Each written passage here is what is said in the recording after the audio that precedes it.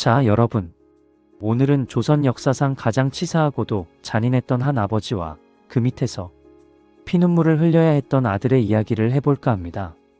주인공은 바로 조선의 제14대 임금, 선조, 그리고 그의 아들 광해군입니다. 흔히 부모 자식 간에는 애증이 있다고들 하죠. 그런데 이 부자 관계를 들여다보면 애는 간데 없고 오직 서슬퍼런 질투와 시기만 가득했습니다. 사건의 발단은 칠흑 같은 전쟁, 임진왜란이었습니다. 선조가 누구입니까? 왜군이 쳐들어오자마자 백성을 버리고 의주까지 주랭랑을 친 임금 아닙니까? 반면 18 어린 나이에 세자가 된 광해군은 어땠나요? 분조, 즉 임시조정을 이끌고 함경도며 강원도며 전국 방방곡곡을 누비며 의병을 독려했습니다. 백성들 눈엔 누가 진짜 임금으로 보였겠습니까? 우리 임금님은 도망갔는데 세자 저하는 우리와 함께 싸우시는구나. 이런 칭송이 선조의 귀에 들어가는 순간 비극은 시작된 겁니다. 선조의 가슴 속엔 정통성 콤플렉스라는 괴물이 도사리고 있었거든요. 선조는 생각했습니다. 저놈이 나보다 인기가 많아? 내 자리를 노리는 거 아냐? 이때부터 선조의 전매 특허, 이른바 선의쇼가 펼쳐집니다. 툭하면 신하들을 불러 모아놓고 짐짓, 엄숙한 표정으로 한마디 던지는 거죠. 선조. 내가 부덕하여 이 난리가 났으니 나는 이제 그만 물러나고 세자에게 왕위를 넘겨주려 하오. 신료들은 그리들 아시오.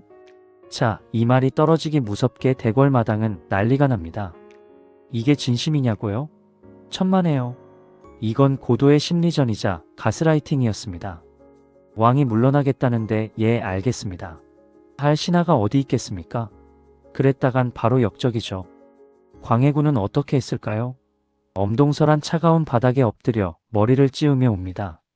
아버님, 통촉하시옵소서. 소자가 부족하여 생긴 일이니 제발 명을 거두어 주시옵소서. 이게 한두 번이 아닙니다. 무려 15번이나 이런 연극이 반복됐습니다. 그것도 임진왜란 중에만 선의파동을 10번이나 했던 선조는 아들이 피를 흘리며 비는 모습을 보며 그제야 아직 내 권위가 살아있구나 하고 안심했던 겁니다. 참으로 고약한 신보가 아닐 수 없지요. 더 치졸한 건 명나라 사신 앞에서도 이 짓을 했다는 겁니다. 아들의 세자 승인을 도와주기는커녕 은근슬쩍 깎아내리며 아들의 발목을 잡았습니다. 거기에 늦둥이 영창대군까지 태어나니 선조의 눈엔 이제 광해군이 아들이 아니라 정적으로만 보였던 게지요. 결국 20수년에 걸친 선의파동은 광해군의 영혼을 갉아먹었습니다. 훗날 왕이 된 광해군이 왜 그렇게 의심이 많고 공포 정치를 펼쳤을까요? 피란길의 영웅이었던 청년 광해를 의심과 광기에 찬 폭군으로 몰아넣은 건 어쩌면 전쟁보다 더 무서웠던 아버지의 시기심이었을지도 모릅니다. 인간사의 흥망성쇠가 이토록 비정하다니 참으로 무상한 일이 아니겠습니까? 선조는 평생 반개승통, 후궁의 자손이라는 태생적 열등감에 시달렸습니다. 그런데 쉰이 넘은 나이에 19살의 임모광후를 새 신부로 들였고 거기서 꿈에 그리던 적장자 영창대군이 태어난 것입니다. 이제야 진짜 내 자리를 이을 진짜 핏줄이 나왔구나. 15년 넘게 전장을 누비며 세자 노릇을 했던 광해군은 졸지에 가짜 혹은 임시직 취급을 받게 됩니다. 선조는 노골적으로 광해군을 멀리하고 영창대군을 끼고 돌았습니다. 심지어 세자 교체를 암시하며 신하들의 눈치를 살폈죠. 유교 국가에서 적서의 차별은 절대적이었습니다. 선조는 이를 교묘히 이용해 서자인 광해군 대신 갓난아이인 영창을 세우려는 무리수를 둡니다. 광해군을 지지하는 세력과 영창대군에게 줄을 서려는 세력, 소북이 나뉘어 조정은 그야말로 폭발 직전의 화약고가 되었습니다. 하지만 하늘의 뜻은 얄궂었습니다. 선조는 영창대군을 세자로 확정짓기도 전인 1608년 갑작스럽게 승하합니다. 선조의 죽음이 너무 갑작스러웠기에 광해군 측에서 손을 쓴 것 아니냐는 독살설이 파다할 정도로 부자 관계는 이미 파탄난 상태였습니다. 우여곡절 끝에 광해군이 왕위에 올랐지만 그의 가슴 속엔 이미 언제든 내 자리를 뺏길 수 있다는 공포와 증오가 괴물처럼 자라나 있었습니다. 광해군이 왕이 된 후 그간 쌓였던 울분은 영창대군의 외가로 향합니다. 이것이 바로 1613년 개추곡사입니다. 영창대군의 외할아버지 김제남은 영모죄로 사약을 받았고 이미 죽은 뒤에도 무덤이 파헤쳐지는 부관참시를 당했습니다. 겨우 8살이었던 영창대군은 강화도로 유배되었다가 뜨겁게 달궈진 온돌방에 갇혀서 익혀 죽는 끔찍한 최후를 맞이합니다. 선조의 뒤늦은 욕심과 핏줄 노름은 효자였던 광해군을 혈육을 살해하는 페류나로 몰아넣었고 어린 아들 영창은 정쟁의 제물로 바쳐졌습니다. 아비가 심은 시기의 씨앗이 자식대에 이르러 피의 꽃으로 피어난 셈입니다. 여러분, 이게 참 기가 막힌 노릇입니다. 선조가 53살에 세장가를 가서 얻은 그 신부 임모광후는 당시 겨우 19이었거든요. 그런데 그때 광해군은 이미 28배 건장한 청년이었습니다. 아들인 광해군보다 9살이나 어린 새어머니가 들어온 셈이니 이거 참 족보부터가 꼬여도 한참 꼬인 거 아니겠습니까?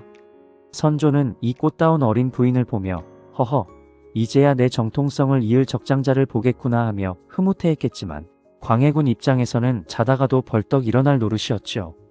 결국 선조가 죽고 광해군이 왕위에 올랐지만 광해의 가슴 속엔 이미 아비에게 받은 상처가 독이 되어 퍼져 있었습니다.